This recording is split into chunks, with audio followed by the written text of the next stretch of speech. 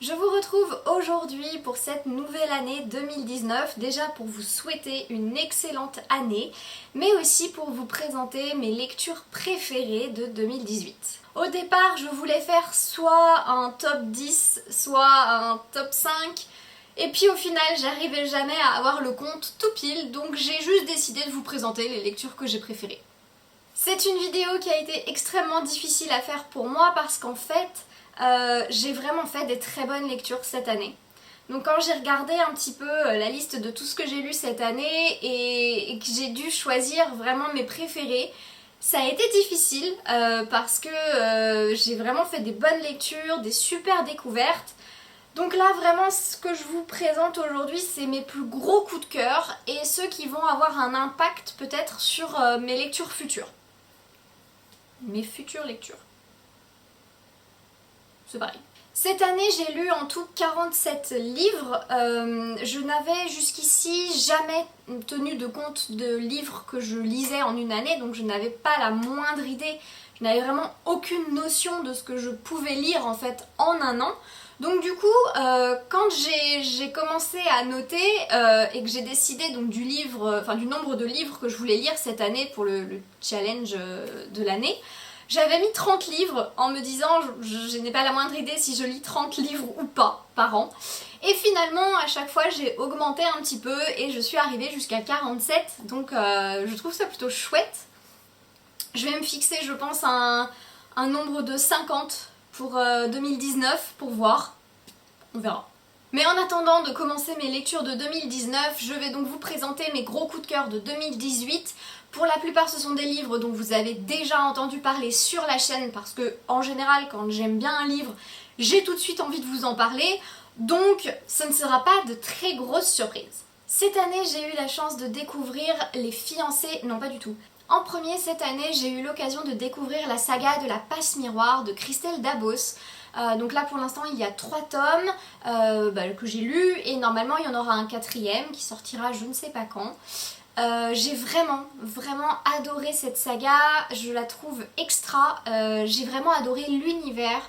Chaque tome explore un univers un peu différent et à chaque fois extrêmement riche, extrêmement construit, avec plein de détails. C'est vraiment une ambiance particulière et très différente dans chaque tome. Donc vraiment j'ai trouvé génial pour ça. J'ai adoré les personnages aussi, je trouve que chaque personnage a à la fois ses qualités et ses défauts. Alors je sais que le personnage principal, Ophélie, ne fait pas toujours l'unanimité, pourtant moi j'ai trouvé que c'était un personnage féminin très intéressant. Parce qu'elle, même si elle sent qu'il y a beaucoup d'injonctions qui pèsent sur elle, puisqu'il y a sa famille, il y a la famille de son futur époux, il y a une société aussi autour, aussi les esprits de famille, donc des personnages vraiment à part entière dans cet univers, tout le monde a l'air d'attendre quelque chose d'elle, mais si c'est pas tout à fait ce qu'elle avait prévu, elle n'hésite pas à aller faire autre chose. Donc je trouve que c'était un personnage quand même très libre, contrairement à ce qu'on pourrait croire, et par contre très maladroite. Bon, ça, voilà, mais très maladroite. J'ai bien aimé aussi le personnage de Thorn, là aussi il ne fait pas l'unanimité, mais je trouve qu'en fait au premier abord, l'autrice le présente tellement comme un personnage antipathique que j'ai eu tout de suite envie d'aller voir plus loin parce que je me suis dit... Il est tellement présenté dès le début comme quelqu'un d'antipathique, c'est pas possible en fait que ce soit vraiment le cas. C'est trop évident. Donc du coup j'ai eu envie de le découvrir un peu plus et plus je le découvre, Thorn, et plus je l'apprécie parce que ça reste un personnage assez complexe qui a aussi été élevé avec beaucoup d'injonctions. Et qui fait face en fait à toutes ces injonctions, qui fait face à toutes ces attentes et à toute cette éducation qui a pesé sur lui et qui parfois en fait a un peu de mal à s'en départir. Donc pour moi c'est un personnage vraiment très intéressant aussi. Après j'ai aussi adoré le personnage de Bérénilde qui me semble être une femme extrêmement intéressante. Pareil au départ elle n'est pas tout à fait comme on la découvre petit à petit. C'est pas du tout français comme phrase mais vous comprenez ce que je veux dire. Et vraiment chaque personnage je trouve est très ambivalent, c'est pas du tout manichéen, il y a vraiment de tout. Je me rends compte que je n'ai pas du tout parlé de l'histoire. Dans cette saga en fait on suit donc les aventures d'Ophélie dont je vous parlais, l'héroïne principale qui doit dès le début épouser en fait un homme qu'elle ne connaît pas. Il s'agit de Thorn, qui est du clan des dragons, qui est sur une autre arche puisqu'en fait la terre a explosé et il y a plusieurs arches sur lesquelles il y a plusieurs familles et chaque famille a une sorte de pouvoir qui découle de son esprit de famille. Donc elle doit suivre ce type qu'elle ne connaît ni d'Ève ni d'Adam et qui en plus n'est pas très aimable. Elle ne sait pas pourquoi elle a été choisie et elle va se retrouver en fait au plein milieu d'un complot très compliqué, plongée dans des aventures qui la dépassent un petit peu au départ. Et surtout, au fur et à mesure des tomes, on va se rendre compte que effectivement, il y a des choses très graves qui se passent, des choses très importantes, et que Ophélie est vraiment au centre de tous ces événements. Vraiment, je trouve que c'est un livre très riche, avec une ambiance et un univers très travaillé, et pour moi ça a été un gros coup de cœur. Ce sont des livres que j'ai dévorés, et j'ai vraiment hâte que le 4e tome sorte, parce que j'ai super hâte de connaître la suite. Je vous en ai pas mal parlé aussi cette année, j'ai lu À la croisée des mondes de Philippe Pullman. Cette saga, elle s'est clairement hissée au rang des gros coups de cœur de l'année très rapidement. Je pense que c'est assez évident pour ceux qui l'ont lu, parce que je ne crois pas connaître quelqu'un qui l'a lu et qui n'a pas beaucoup apprécié. Dans ce livre, on suit les aventures de Lyra Belaka, en fait, une jeune fille qui est franchement téméraire et très intrépide, et qui va en fait partir vraiment à l'aventure, enquêter, entre guillemets, sur des disparitions d'enfants et notamment un de ses meilleurs amis. J'ai adoré cette saga, je vous en ai déjà parlé, je vous ai déjà dit pourquoi, mais je vais le refaire parce que je trouve que c'est extraordinaire, parce que pour une saga jeunesse, clairement, il est question d'un nombre de sentiments et de personnalités ambivalentes extraordinaires. Tout n'est pas noir, tout n'est pas blanc, il n'y a pas d'un côté les gentils, de l'autre côté les méchants. Ça, c'est clairement pas un truc qui existe là-dedans. Tout le monde agit pour une raison, qu'elle soit bonne ou mauvaise, mais tout le monde pense avoir la bonne raison. Et ça, je trouve que c'est hyper intéressant, parce que dans la vraie vie, c'est comme ça que ça se passe. Chacun agit pour sa propre raison et pense que la sienne est meilleure que celle des autres. C'est humain, c'est normal. Et du coup, c'est difficile, la frontière entre gentil et méchant est très floue. Enfin, c'est vraiment très humain, très réaliste en fait comme saga, et j'ai trouvé ça extraordinaire. On retrouve dans cette saga les parents de Lyra qui vont être des personnages qui ont des idées assez violentes, assez fortes. On retrouve aussi les sorcières qui vont être des personnages extrêmement importants qui elles aussi se divisent en fait au sein de leur propre clan. Il va y avoir d'autres personnages qui normalement n'ont aucun lien avec les humains, mais qui là vont faire un effort, vont faire un pas en avant pour Lyra. Enfin vraiment je trouve que c'est très beau, c'est rempli de symboles extrêmement intéressants qui en plus sont repris dans un des instruments qu'on trouve dans l'histoire au sein du récit et qui va aider Lyra dans sa quête. Il y a énormément sur le passage à l'âge adulte, sur l'amour, sur le fait de devoir abandonner des choses, sur le fait de devoir accepter de se séparer de certaines choses. Donc vraiment, j'ai trouvé que c'était très beau, très intéressant, très intelligent, et que pour une littérature jeunesse, c'est tellement riche que si vous avez des enfants et qu'ils le lisent, mais lisez-le aussi en tant qu'adulte, parce qu'il y a même encore plus de choses, je pense, à comprendre en tant qu'adulte. Et c'est vraiment une de mes meilleures lectures de 2018, ça c'est clair. Je termine avec les sagas, avec Allo sorcière de Anne-Fleur Multon. Pour l'instant, il y a seulement 2 tomes et j'ai trop hâte qu'il en sorte un 3e parce que j'adore cette lecture. Ici, on retrouve 4 héroïnes, Aliénor, Itaï, Asa et Maria.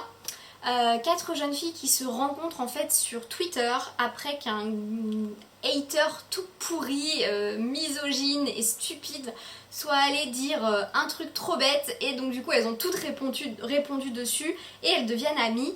Elles décident de créer une chaîne YouTube où elles partagent en fait leur passion chacune de leur côté, puisqu'elles habitent toutes très loin les unes des autres. Et elles vont avoir l'occasion de se retrouver à Lyon, chez Aza je crois, il me semble, pour un tournoi de League of Legends et pour l'été. Dans le deuxième tome, il se passe à peu près la même chose, elles se retrouvent toutes dans une maison de vacances, donc on est vraiment dans du feel good absolu. Tous les messages sont féministes, bienveillants, c'est plein de douceur, de calme. Enfin moi c'est un roman, celui-là est Sous le soleil exactement, donc le tome 2. C'est des romans qui m'ont redonné le sourire dans des moments où franchement j'étais un peu déprimée. Ça m'a tout de suite permis de me sentir mieux, de me sentir moins seule, de me dire que je suis entourée d'amis. Et je trouve que c'est un roman où on peut se dire... moi aussi je peux me sentir bien parce que je sais que moi aussi comme elle j'ai des amis sur qui je peux compter. Là aussi on est sur un roman jeunesse qui est en plus illustré par Digly, donc j'adore Digly, donc j'adore les illustrations. J'ai trouvé ça tellement léger, tellement rafraîchissant que pareil c'est une petite lecture hyper sympa à faire et je vous recommande vraiment cette lecture pour des jours où vous êtes un peu triste, un peu déprimé et vous avez envie de sentiments hyper agréables, d'amitié, de douceur, de bienveillance, de confiance en soi. Bref, tous les sentiments et toutes les émotions les plus positives de la Terre, elles sont là-dedans. Dans mes coups de cœur de cette année, évidemment, il y a un Terry Pratchett puisque j'ai vraiment adoré Mascarade, qui est le tome, je sais plus, 20 21 Pas du tout, 18. Donc, je disais, j'ai vraiment adoré le tome 18 des Annales du Disque Monde, Mascarade. Je pense que jusqu'ici, c'est un de mes préférés. Il est dans le cycle des sorcières. Et dans celui-là, ce que j'ai vraiment beaucoup aimé, c'est qu'on voit vraiment Mémé Ciredutemps telle qu'elle est. Et surtout dans un superbe face-à-face avec mon autre personnage préféré, la mort. Et j'ai vraiment trouvé celui-là génial. C'est une espèce de remaniement du fantôme de l'opéra, donc c'est assez rigolo en plus parce que c'est tourné à la Terry Pratchett évidemment. Et donc avec Nounou Hogg et Mémé Ciredutemps qui se rendent à Ankh-Morpork pour voir Agnès Crétine, donc ça c'est la première fois qu'on voit Agnès. Agnès Crétine qui est également une sorcière et qui décide d'aller chanter à l'opéra puisqu'elle chante très bien. Donc celui-ci, tout comme les autres Annales du Disque Monde, vous savez que je vous le recommande. Je vous recommande, cela dit, comme toujours, d'essayer de suivre un peu soit les cycles dans l'ordre ou l'ordre général des livres pour ne pas être complètement perdu parce que là pour le coup il y a quand même 2-3 trucs où même si vous ne serez pas perdu complètement, bah c'est un peu dommage parce qu'il y a quand même une évolution. Donc celui-là, vraiment tip top, Mascarade, je crois qu'il se hisse dans mon petit coup de cœur, dans mon petit top des Annales du Disque Monde que je préfère et je vous le recommande vivement. Sans aucune surprise, un de mes plus gros coups de cœur de 2018 c'était Wonder de R.J. Palacio. Un livre donc qui raconte l'histoire de Auguste, un petit garçon qui est né avec une malformation faciale très voyante, donc il est vraiment défiguré.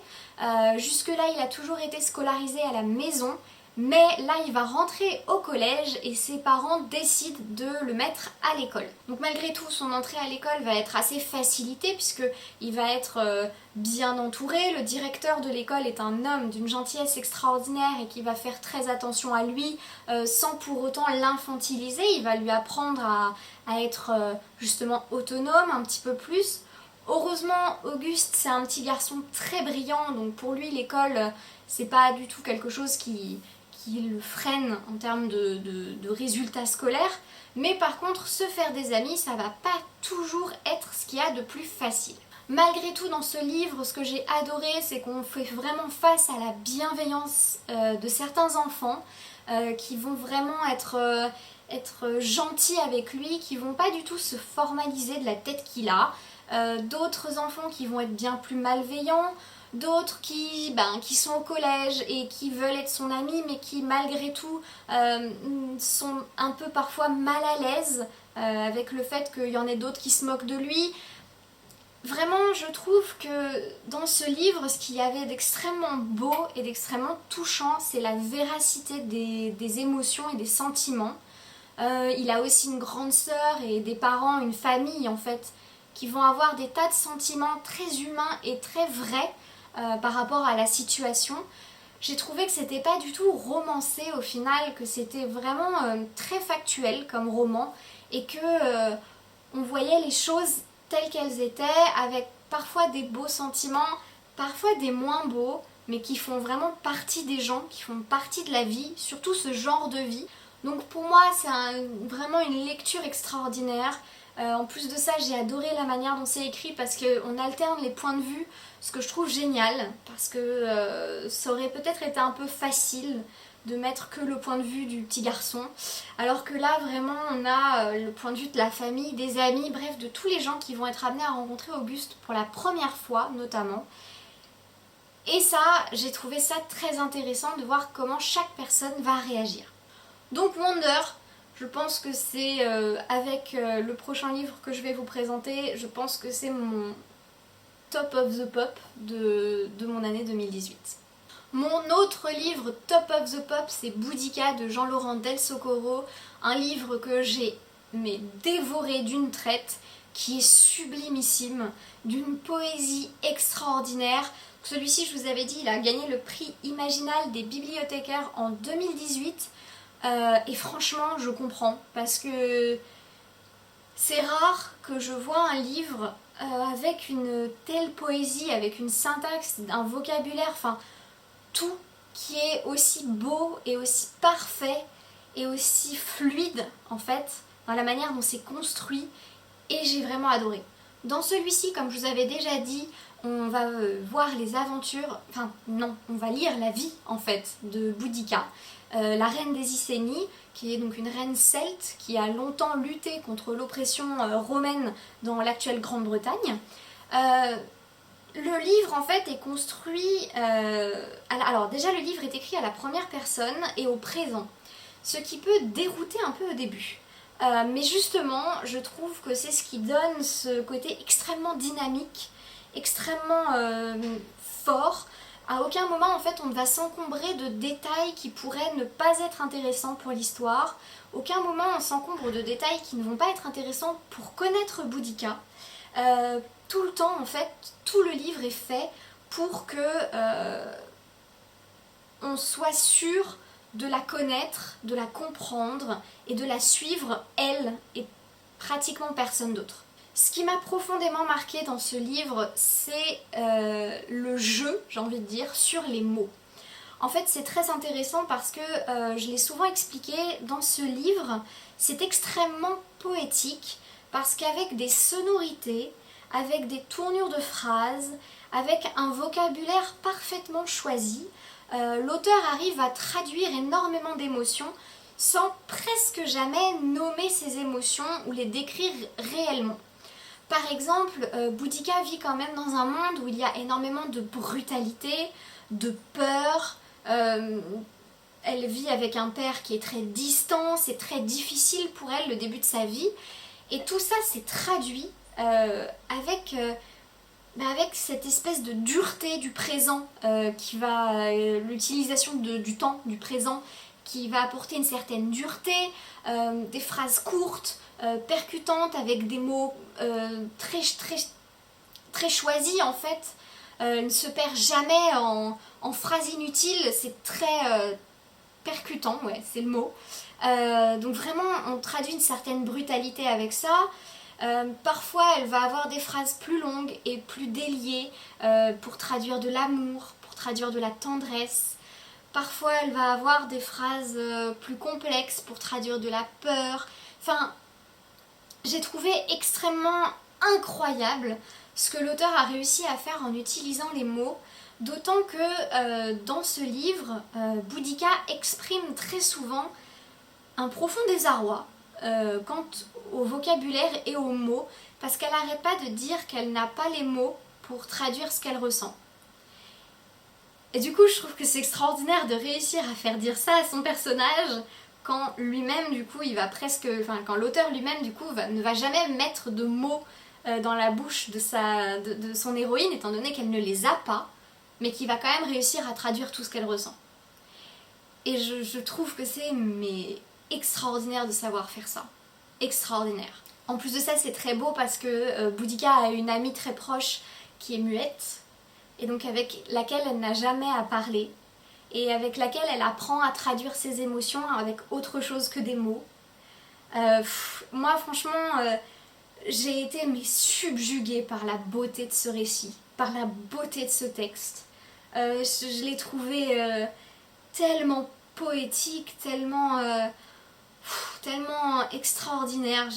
Voilà, même moi j'ai pas les mots, parce que je ne m'attendais pas du tout à ça. Je m'attendais juste à lire l'histoire de la reine Boadicée, et j'ai eu bien plus que ça, parce qu'en fait, au lieu de nous raconter juste l'histoire d'une femme qui a vécu il y a longtemps, là en fait on a le vécu et les sentiments de quelqu'un qui a dû survivre à quelque chose de très dur, qui a dû abandonner sa propre liberté bien souvent pour essayer de la donner à son peuple, qui s'est battu jusqu'au bout, qui n'a pas toujours su s'y prendre avec les gens, avec ses enfants, avec son mari, avec son entourage. Enfin, vraiment, je recommande cette lecture parce que c'est d'une beauté, mais à couper le souffle. Et celui-là, avec Wonder, d'une autre manière, mais c'est mon gros coup de cœur de 2018.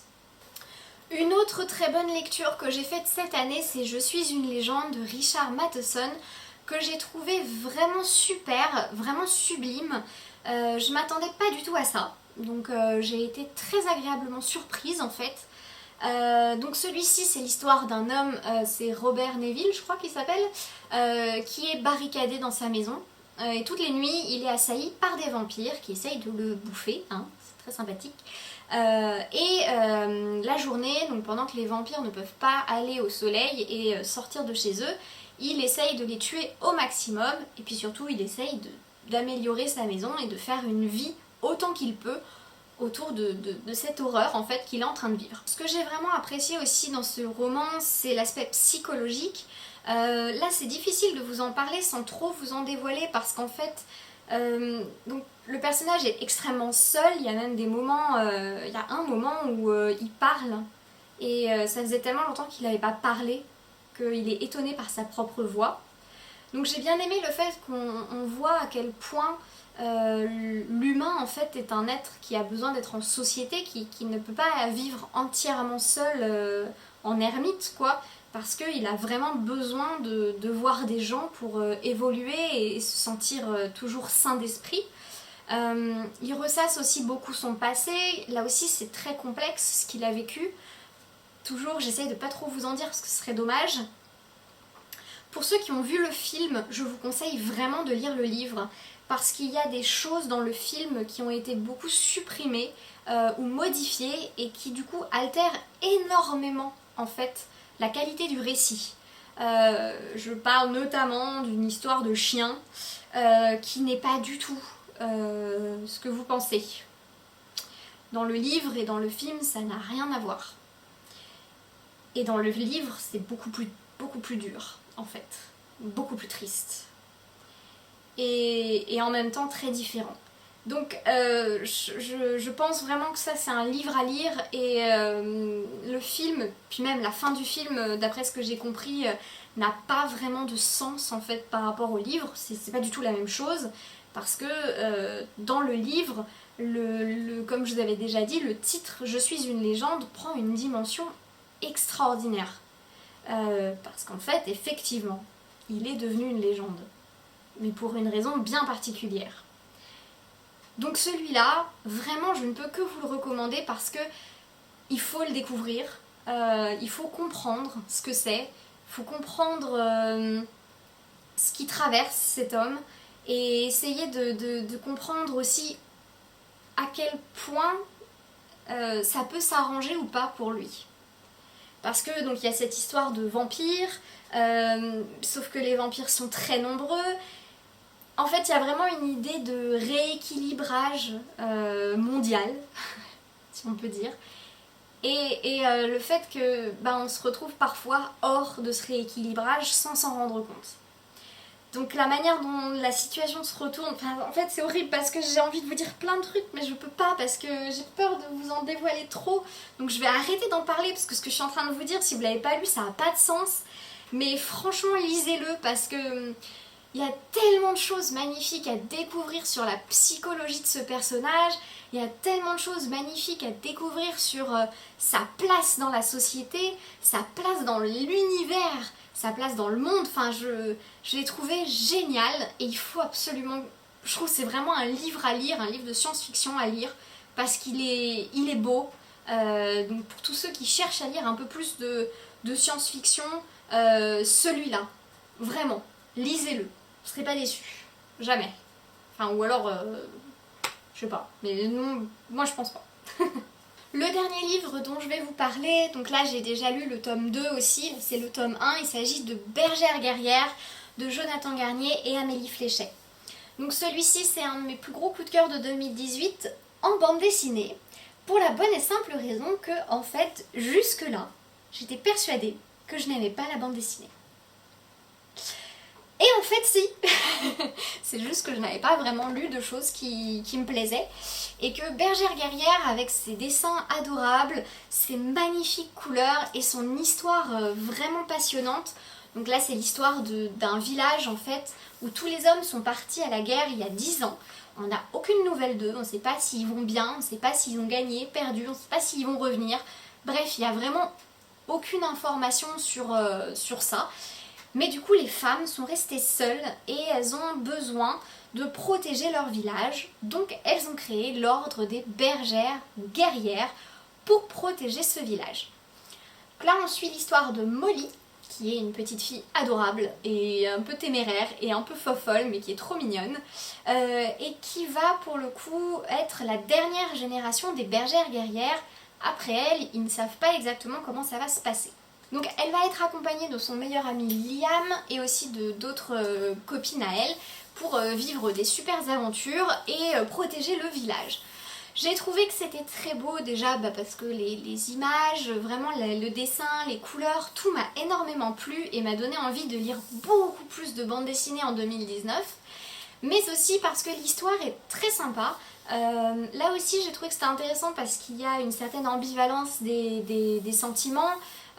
Cette histoire de guerre, cette histoire de... Il y en a qui sont partis, il y en a qui ne sont pas partis. Il y a des hommes qui étaient par exemple blessés, qui n'ont pas pu partir, qui s'en veulent énormément parce que ils ont l'impression qu'ils n'ont pas pris la place de quelqu'un, que quelqu'un est peut-être mort à cause d'eux. Enfin vraiment j'ai trouvé que c'était très beau. Il y a aussi le fait que je trouve que c'est très féministe, l'air de rien, étant donné que ce sont des femmes, très fortes, qui prennent des décisions ensemble. Il y a vraiment une notion de sororité aussi. Vraiment je le trouve extra, c'est une super bande dessinée, donc j'ai hâte de lire la suite. J'espère que le tome 3 va bientôt sortir. Et du coup, vraiment, Bergère guerrière m'a donné envie de lire beaucoup plus de bandes dessinées et de romans graphiques. Parce que jusque là, comme je vous disais, j'étais persuadée que j'aimais pas. Et en fait, peut-être un peu que si, parce que j'ai adoré celui-là. Voilà, cette vidéo touche à sa fin. J'étais très contente de vous présenter mes meilleures lectures de 2018. La prochaine vidéo, je vous parlerai un petit peu de mes bonnes résolutions pour 2019, que ce soit littéraire mais aussi pour la chaîne, parce que j'avais un petit peu envie d'en parler avec vous. Et puis en attendant, je vous souhaite vraiment une super bonne année 2019, plein d'amour, plein de santé, plein de belles lectures, plein d'argent aussi tant qu'on y est pour acheter des livres, et à très bientôt.